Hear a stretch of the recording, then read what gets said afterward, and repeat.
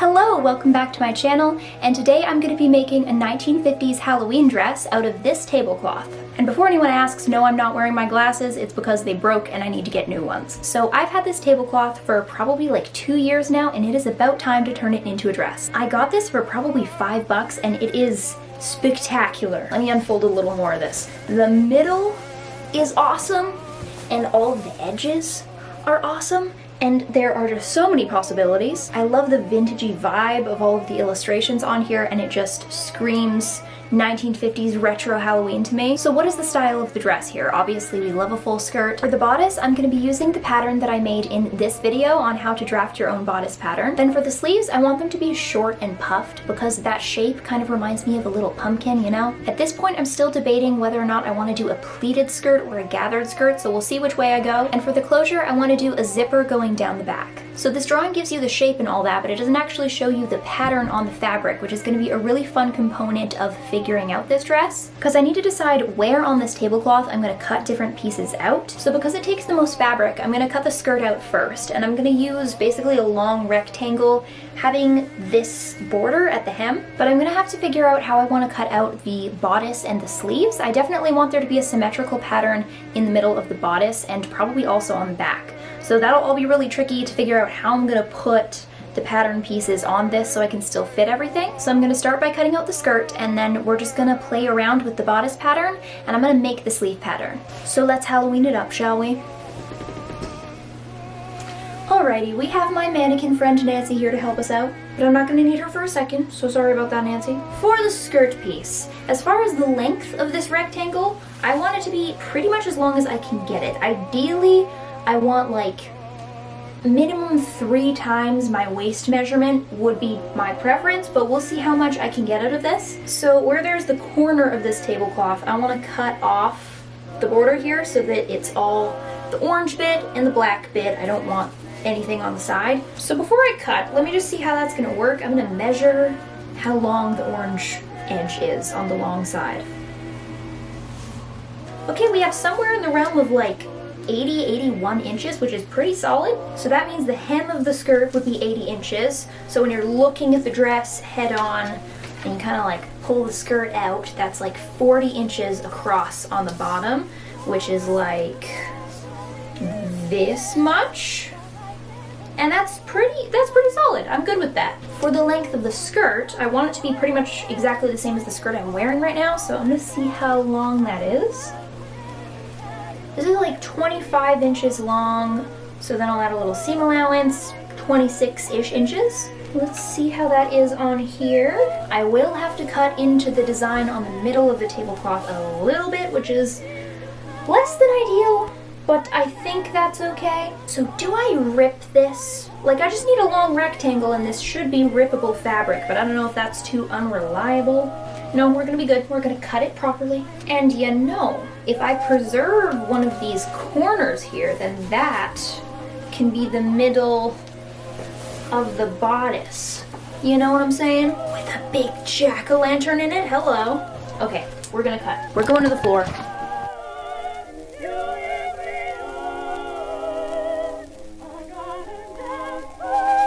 Okay, do y'all want to know how to do a sneaky little cheat thing to cut a really long rectangle? If you like cut one part of like the width of your rectangle really nicely, then what you can do, just like cut it part way, and then you can fold it over, just try and line it up nicely, and then you can just follow this edge as a guide for doing a straight line basically.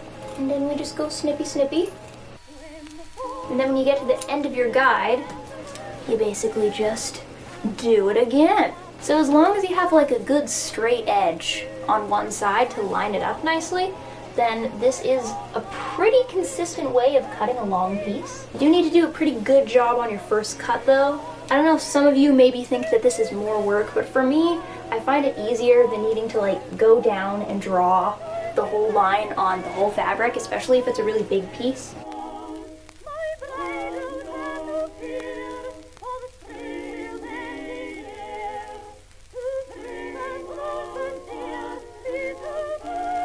Alright, here is what we have for the skirt piece. It is a little bit weird because the center of the tablecloth ended up on the center of this piece, just on the top edge a little bit, which is maybe slightly weird, but I think once it's all gathered or pleated, you won't really notice. Now the question is, do I pleat it or gather it? So I'm gonna try pinning it onto Nancy in a pleated fashion and see what I think. I'm not gonna do this perfectly pleated, I just wanna get a general idea of what that looks like.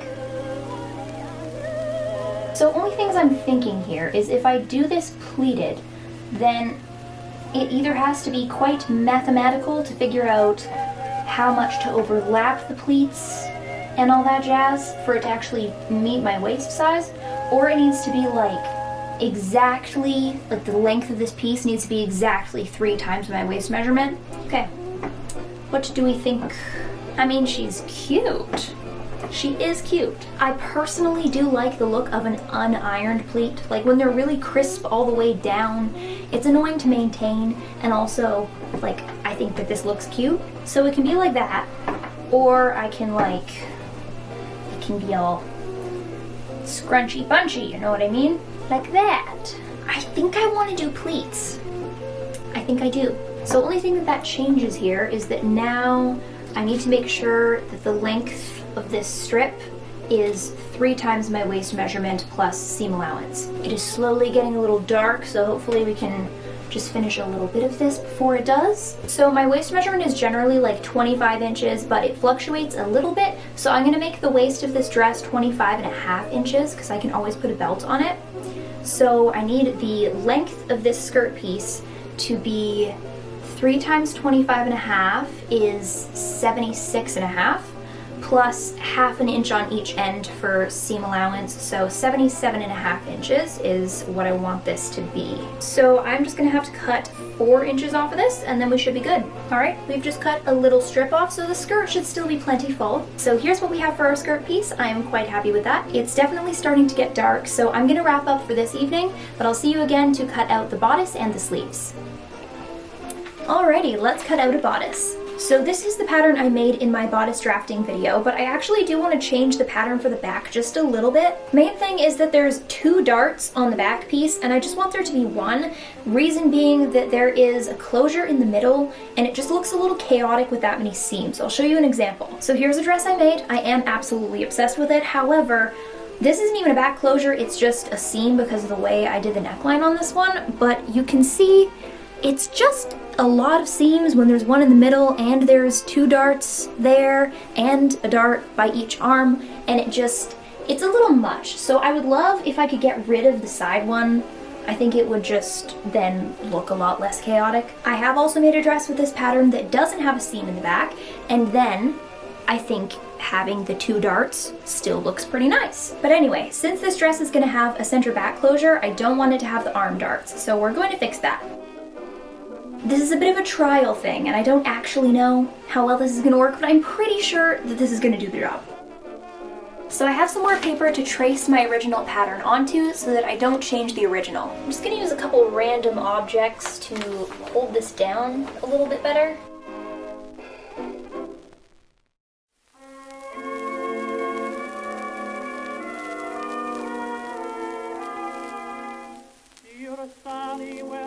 Okay, so here's what I'm gonna do. I'm gonna tape this dart closed.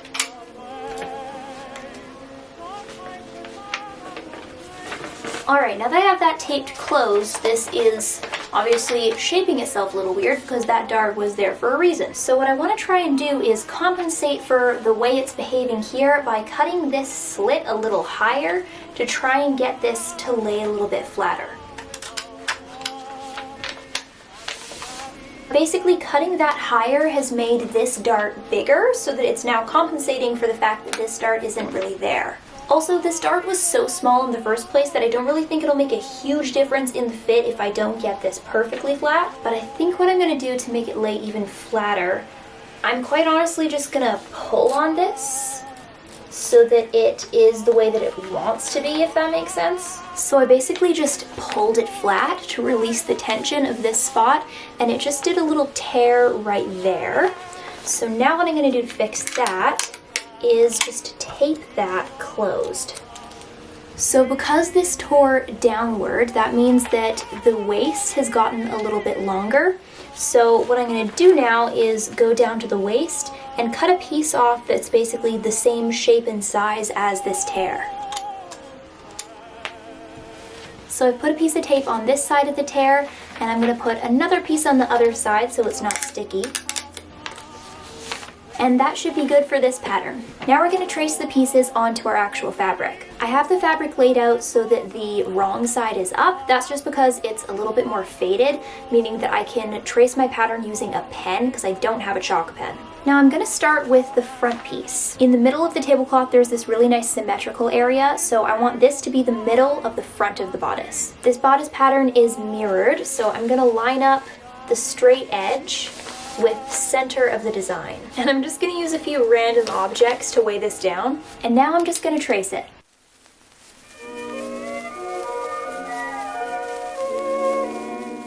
I didn't draw this edge because now I'm going to take my weights off and flip the pattern so that it's mirrored to trace the other side of the bodice.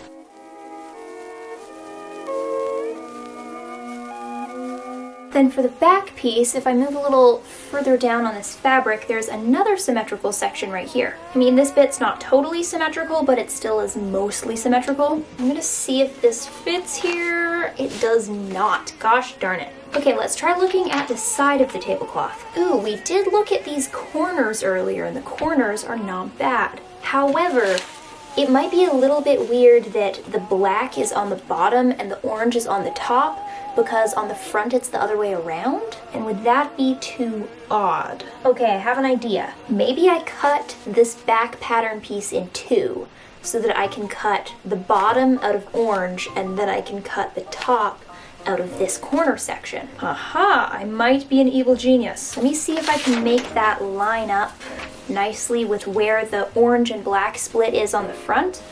Okay, so I'm gonna line up the side seams, and the orange goes up about this far on the side and this far in the middle. Okay, so I'm gonna be cutting this pattern piece right here. So now this piece is gonna be mirrored right here, and this is the center back, and this piece is the side back, and this piece is the upper back.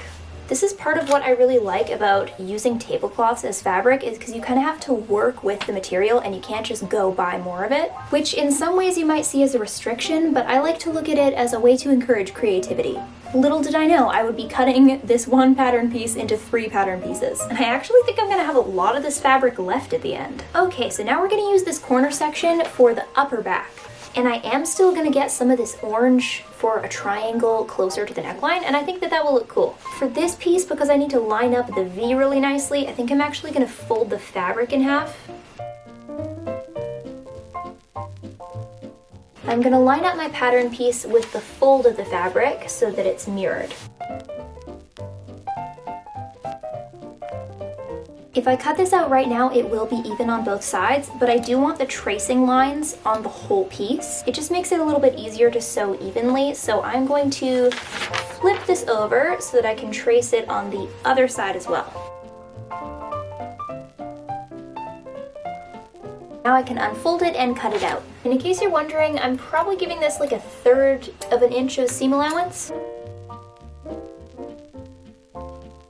Look at how freaking cute that is. Okay, now for the bottom pieces of the back, I do need to cut out some of the orange parts of this fabric.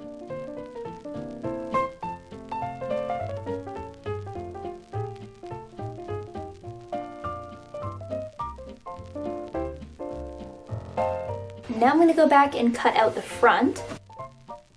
And here is the front piece.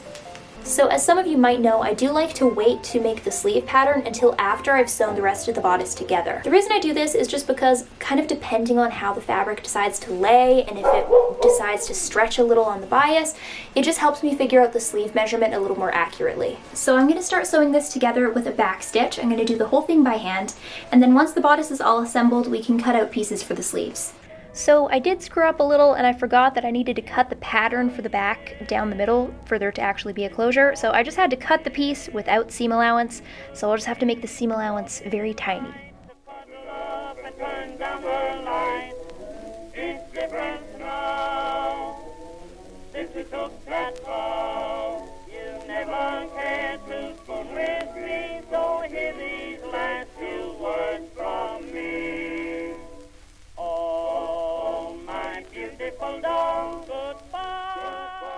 I did some of my sewing by the fire while watching some vintage Halloween cartoons, and it really gave me the Halloweeny vibes, it really got me in the mood of this dress.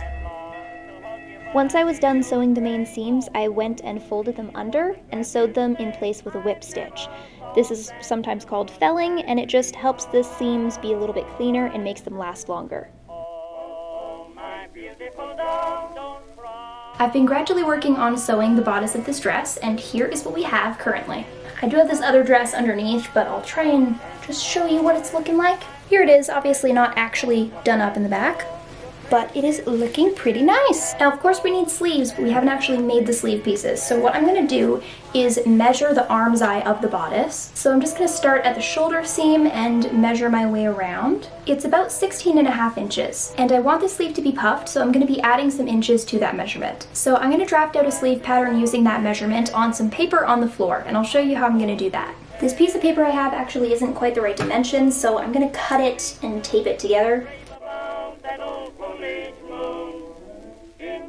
So for the base of this sleeve pattern, I'm going to be making a long rectangle, and the length of this rectangle is going to be as follows. The measurement of the arm's eye was 16.5 inches, and then I also want to have 4 1-inch pleats, and each 1-inch pleat means 2 inches of fabric. So if I want 4 of those, that means I need 8 extra inches of fabric. And I'll throw an extra inch on there for seam allowance, so that's 9 more inches. We're going to add 9 inches to the arm's eye measurement of 16.5 inches. So that's 25.5 inches. I'm gonna mark that for the length of my rectangle. I'm just gonna mark that along the top edge. Now I need to mark the width of the rectangle, which is gonna be the length of my sleeve. So to figure out the length of my sleeve, I'm just gonna start measuring where the shoulder tip is on my bodice, and then measure with a little bit of puffedness to where I want the sleeve to stop. So I'm not holding the measuring tape straight because I want the sleeve to be puffed, so I'm going to hold it a little loose. I think I'm going to give it 8.5 inches, and then I'm going to add some for seam allowance, so that'll be 9.5 inches. So the width of the rectangle will be 9.5 inches.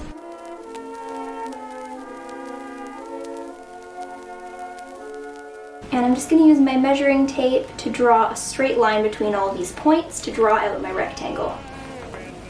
Now I'm going to cut out this rectangle. Here's where sleeve patterns get a little bit complicated, and I'm going to do my best to explain it to you. This long edge of the rectangle is going to be the top of the sleeve where it meets my shoulder. So right here in the middle of this top edge is actually going to be at my shoulder tip. These side seams are going to be under my armpit. Because your arm slopes downward to go next to your body instead of just going straight outwards from your body, that means that the length from the tip of my shoulder down to the cuff is going to be longer in the middle, but it's going to be a little bit shorter under the armpit where the seam is sewn. So in order to cut this symmetrically, I'm going to fold this piece of paper in half. We have the folded edge on this side. Now the seam under the armpit, I think I'm going to want it to be about this long. Now this is the part where I like to just eyeball the shape of this curve, and it can take a lot of trial and error, and I've done this a lot of times. It's really useful to practice with paper, tape it together and just kind of put it up against your body and see how it looks. That's a really great way to help you understand how pattern drafting works. Since I am having pleats on the top edge, most of this is kind of going to stay the same, so I'm going to only start the curve right about here.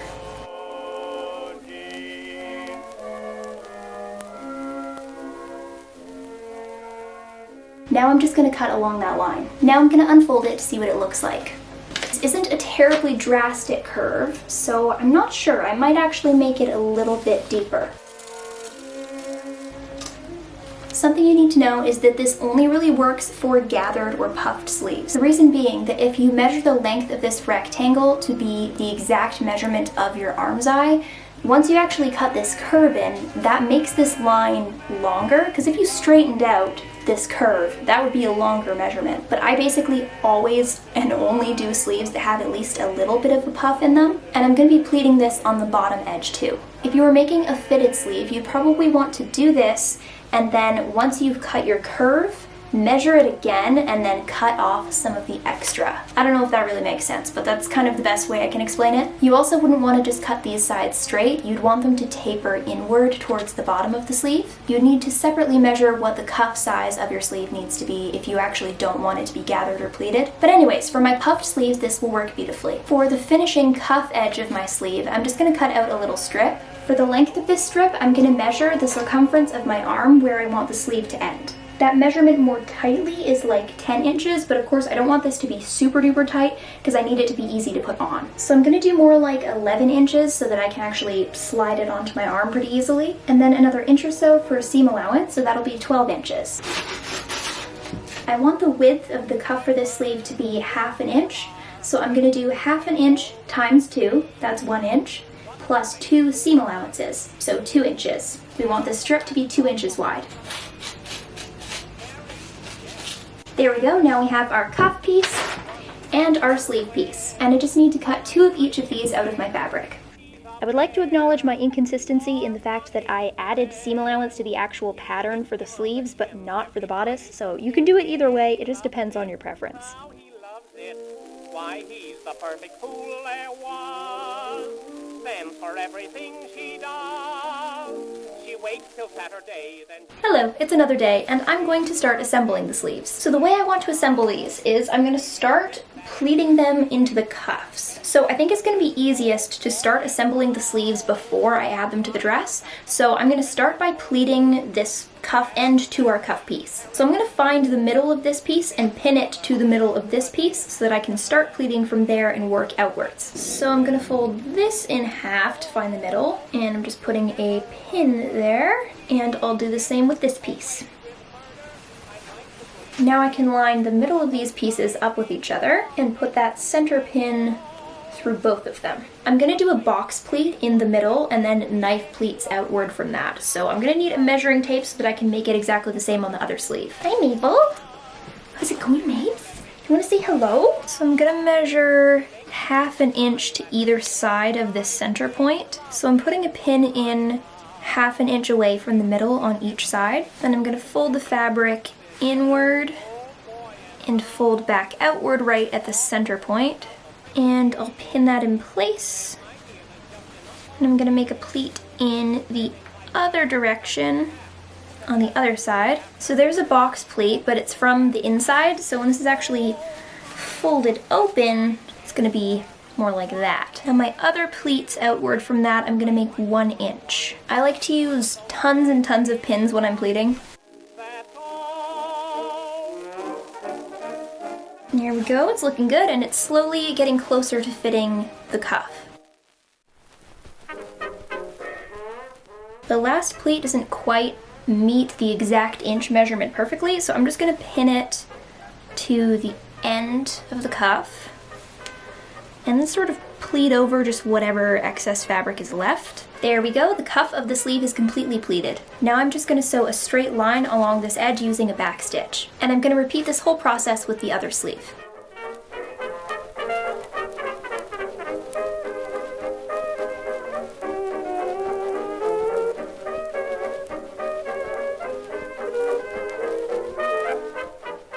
The face of the cuff has been sewn onto the sleeve, but before I finish that, I'm going to flip to the other side and pleat the end of the sleeve that meets the shoulder. And I just need to pleat this side down until it's 17½ inches, which is the measurement of the arm's eye plus seam allowance. Then I'm going to sew those pleats into place with a back stitch, and then I can finally sew the seam of the sleeve together.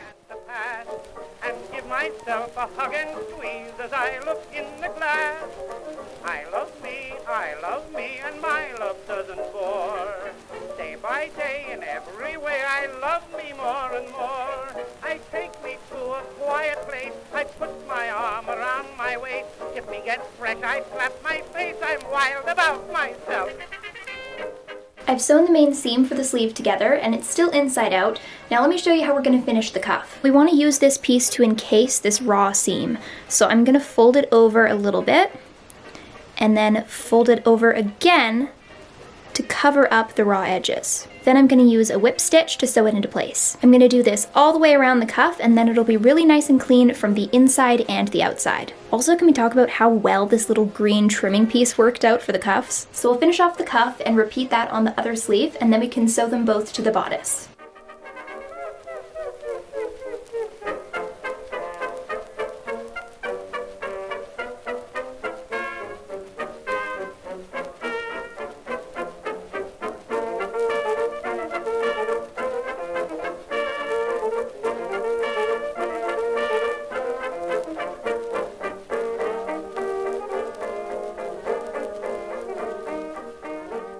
I've just sewn one of the sleeves on and I absolutely love it. I love how it looks like a little pumpkin. And I am going to do the other one, but I also wanted to stop so that we could cut a sort of interfacing piece to finish the collar. I basically just want to have a clean edge along the neckline, so there is one piece that I forgot to cut out. I'm pretty much just gonna lay the whole neckline out onto my fabric as flat as I can and trace it. Then I can cut out sort of a curved strip that I can sew along the neckline and then flip to the inside, if that makes sense, so that I have a clean seam on the outside edge.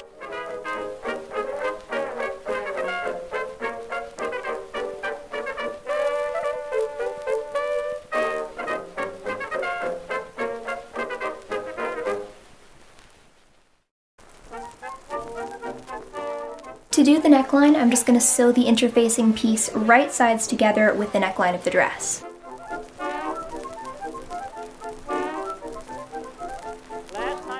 Now that it's sewn on, I'm just going to flip it to the inside of the dress. Of course, it doesn't really want to stay on the inside of the dress, so I'm going to sew another running stitch along this edge with the seam sort of pinched flat.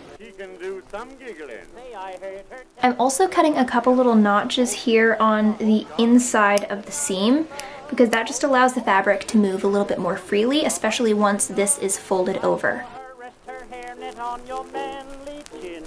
That's why I'm using Cure for my skin. Oh me, oh me, oh my, oh my. It's another day again, and it's time to sew the skirt onto the bodice. And please don't mind my hands, I accidentally dyed them with printer ink when fixing the printer at work. But the printer is fixed, so I won the battle. I'm basically going to take my skirt piece and I'm going to do 1-inch pleats along the whole thing while pinning it to the bodice. Then I'll just sew it all together with a back stitch. Also, the nice thing about using this tablecloth is I don't have to hem the skirt because it's already finished on the edge. I love to hold her teeny weeny hand in mine. You get a piggly wiggly feeling down your spine.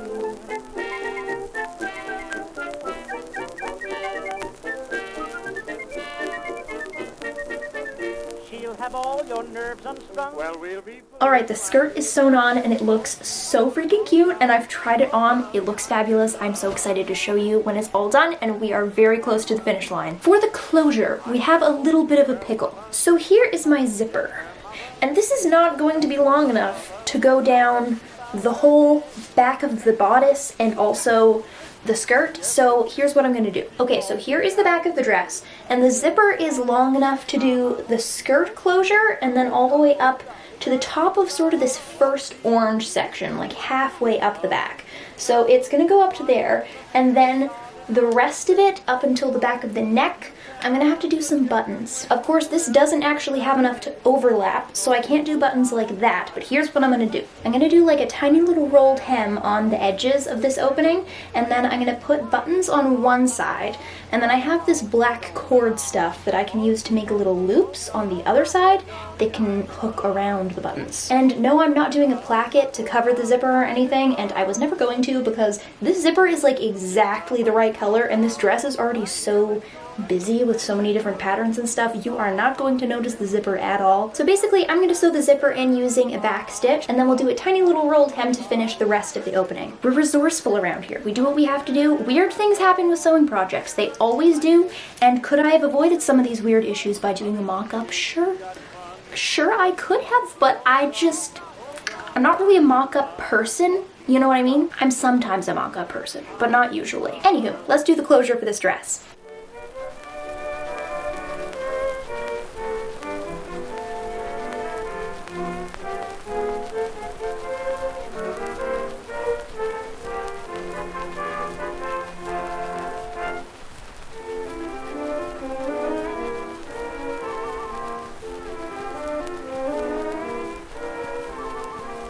I could fall in love with you. You look so lonely. You would never do unless you loved me only. What is there wrong with me? Why, you crave each new face that you see.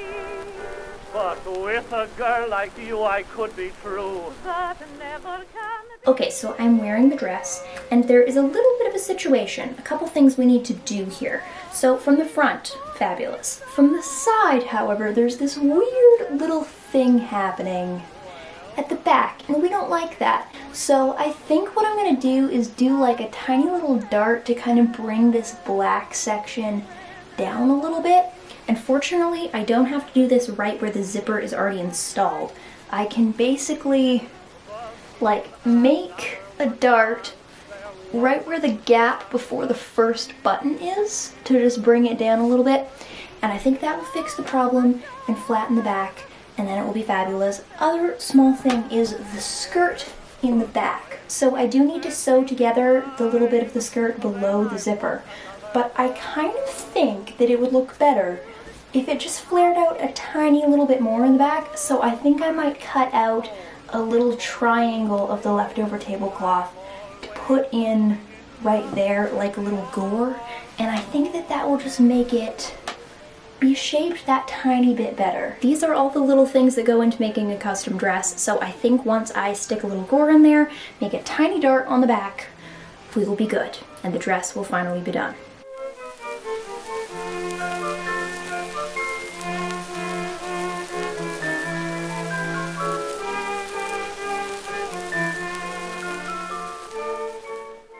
I added the gore to the skirt and hemmed the bottom of it. I did the darts in the back, and then as a final bit of finishing, I did some felling on the inside seam of the waist. And with that, the dress is done.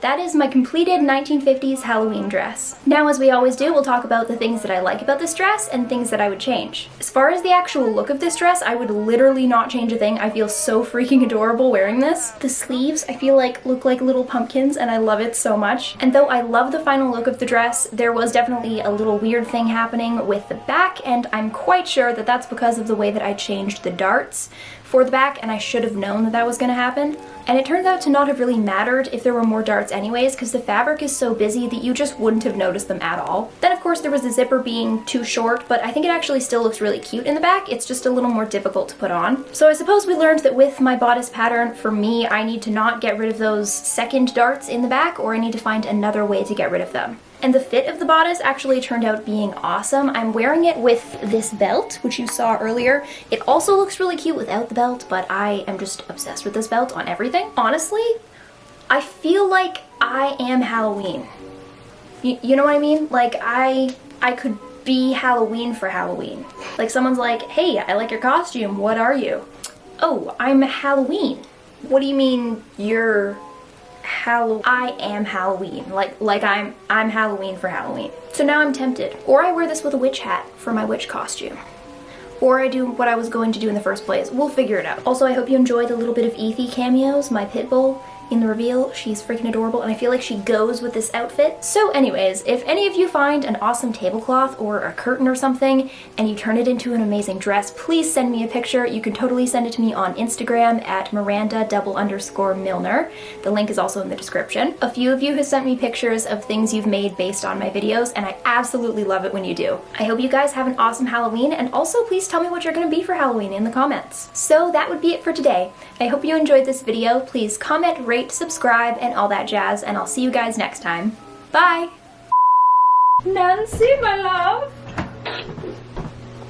Looking gorgeous, darling. I kinda wanna rip it. I kinda just wanna rip it. It would make it easier, you know? That would be easier, but is it smart? I dropped a pin into the carpet. It's gonna be so fun to step on that later. Where are my scissors? Scissors. Doggy's freaking out because it's what they do. Meebers, you wanna come up? Nope. No, we don't wanna. Never mind. Spooky, scary skeletons send shivers down your spine. It should be illegal to have a dress this cute, honestly. I'm free.